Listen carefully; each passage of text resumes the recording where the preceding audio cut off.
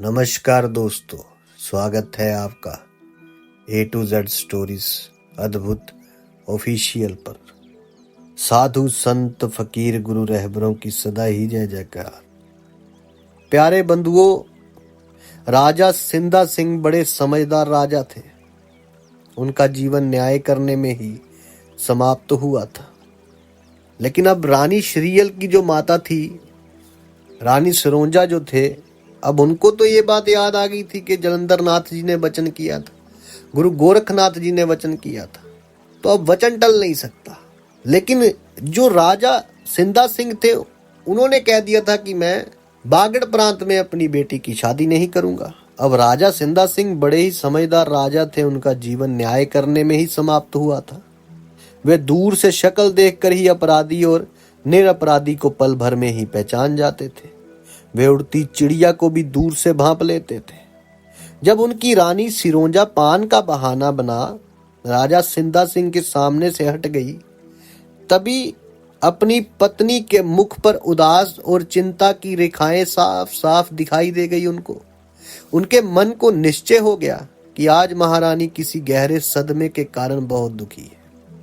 थोड़ी देर बाद जब वो पान का बीड़ा लेकर आई और हंसमुख चेहरा बनाकर अपने हाथों द्वारा राजा के मुख में पान दिया, तब महाराजा सिंधा सिंह भी मुस्कुराकर बोले, रानी सच बताना, आज तुम्हारा चेहरा चमकने की जगह गमगीन क्यों दिखाई दे रहा है?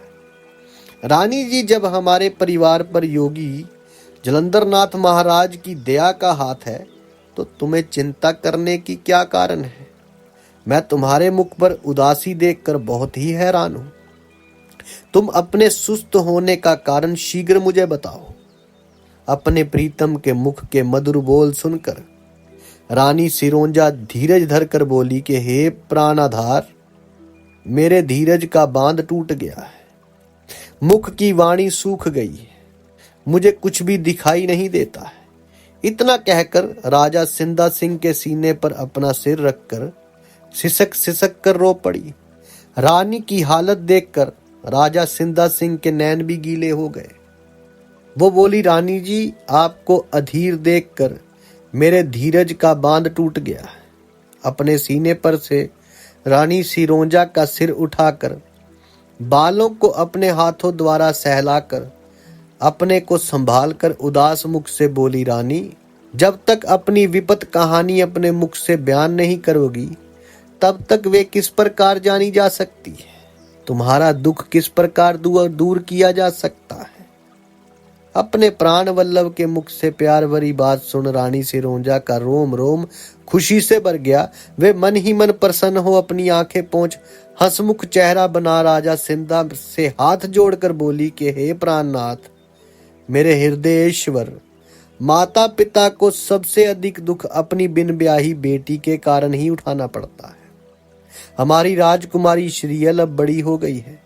जब राजकाज में आपको अवकाश मिले, तभी तो घर द्वार का ध्यान रखा जाए।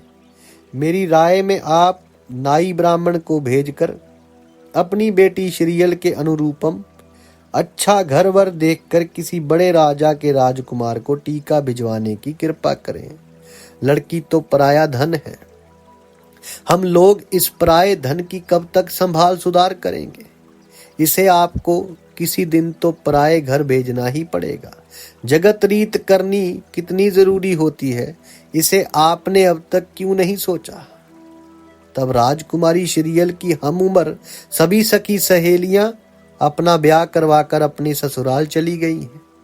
अब तो मौजूद हैं वे सब जो हमारी राजकुमारी से छोटी ही रह गई हैं।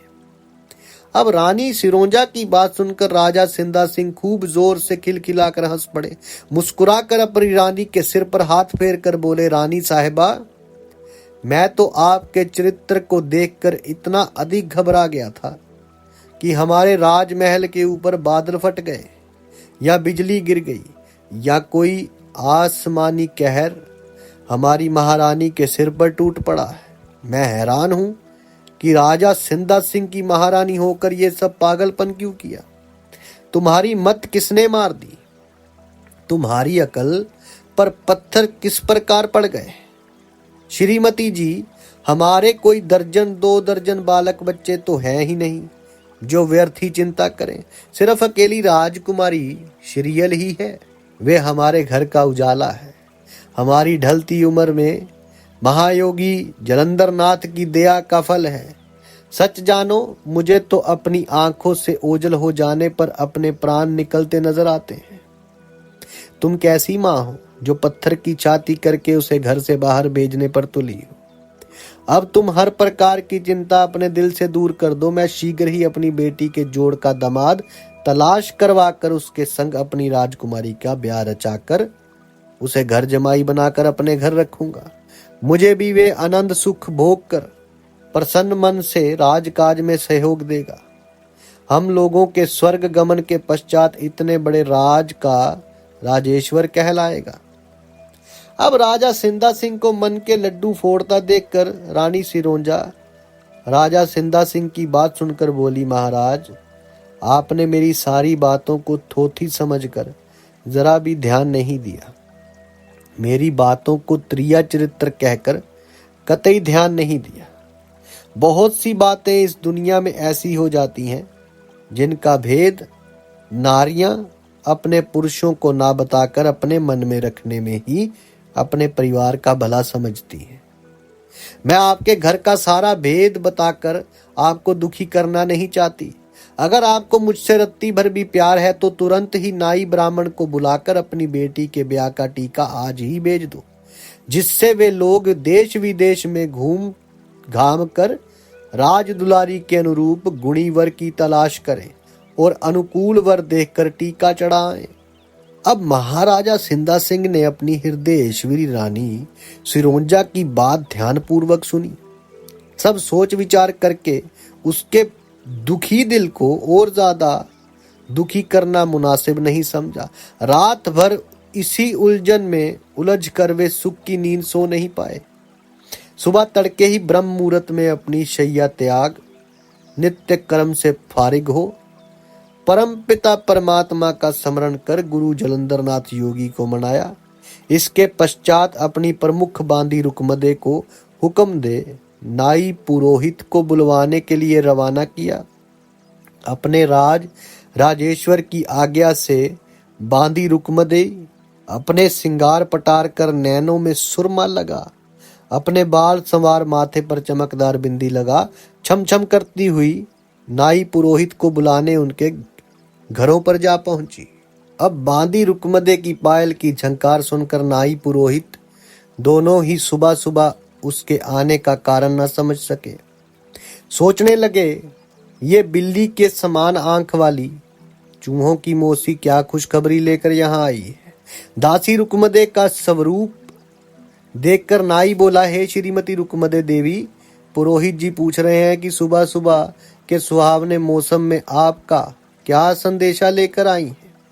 आप खड़ी क्यों हैं यहाँ मूड़े पर विराज कर? अपने पधारने का उद्देश्य बताओ। बांदी रुकमदे नाई की मधुर बात सुनकर अपनी दोनों आंखें मटकाकर रस भरी वाणी से बोली, ऐ विरातिया जी, मैं जब कभी भी पुरोहित जी को बुलाने आती हूँ तब आप लोगों की 5 पोरवें उंगलियां घी में भिगवाने के उद्देश्य से ही यहाँ आती हूँ। कृपा कर आप दोनों सज्जन मेरे साथ चलने की दया करें। राजा सिंधा सिंह ने आपको बुला लाने की आज्ञा देकर आपके पास भेजा है, सो आप शीघ्र मेरे साथ चलें और पुरोहित जी से कह दें कि अपना पोथी पत्रा लाना ना भूले।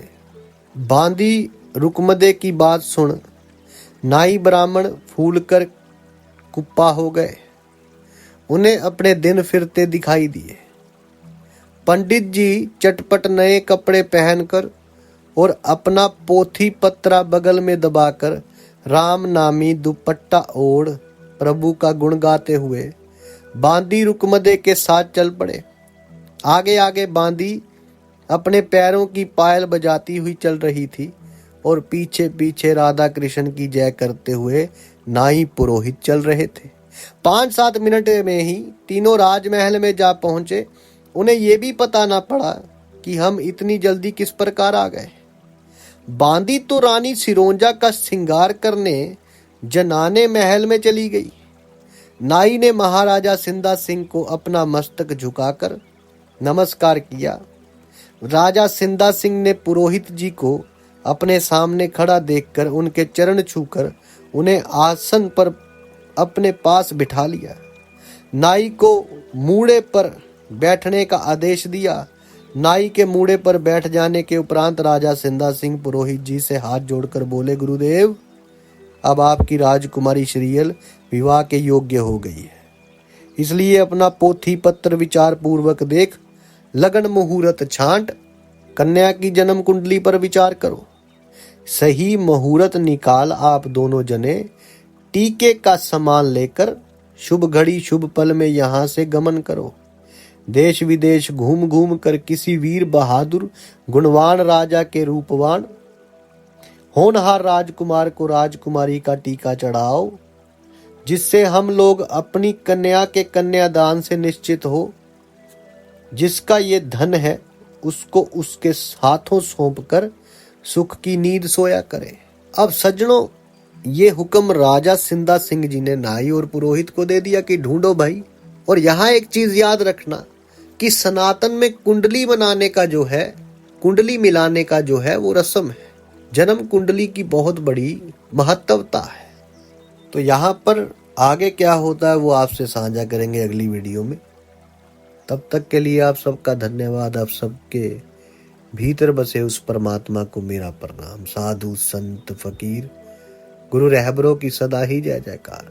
अलख निरंजन।